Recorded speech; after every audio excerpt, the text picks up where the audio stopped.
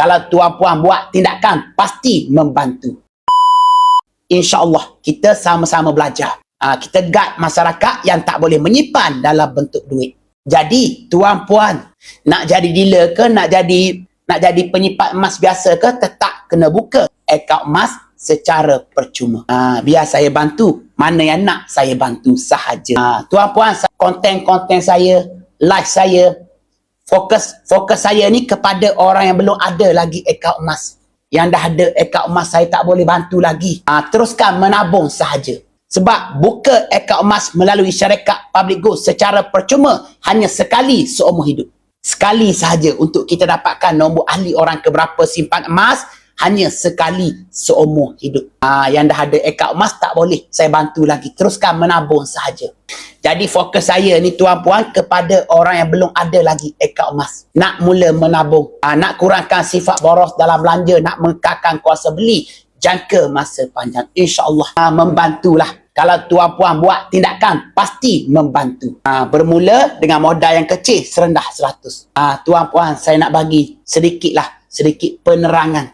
Untuk kita kan menabung emas serendah 100 secara konsisten tiap bulan. Kita hanya sediakan untuk diri kita sendiri ni hanya RM3.40 satu hari. Untuk kita buat tabungan diri serendah 100 tiap bulan. Jadi tuan-puan kita ni sudah bekerja, sudah ada pendapatan sendiri. RM3.40 satu hari kita tak boleh cari. Macam mana kita nak ubah kewangan diri, keluarga kita kepada lebih baik? Cuba tanya diri masing-masing. Tepuk dada ni sakit saja. Untuk kita menabung emas secara konsisten hanya RM3.40 satu hari. Kita buat simpanan untuk tabungan diri. Kita boleh menabung emas setiap bulan serendah 100. InsyaAllah.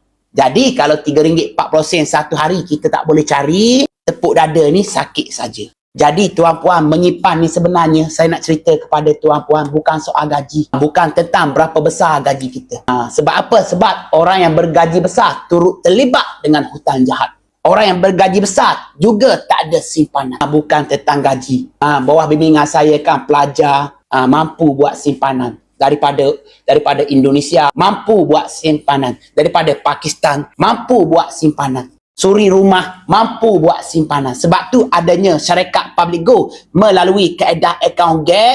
Cuma kita mahu atau tidak miliki aset yang bernilai sepanjang zaman. Cuma kita mahu atau tidak. Yang tak nak dibantu memang mana-mana dealer sekalipun tak boleh bantu. Sebab melalui syarikat public go tuan-puan, kita kena buka akaun emas percuma. Sebab melalui syarikat public go ni business bersistem.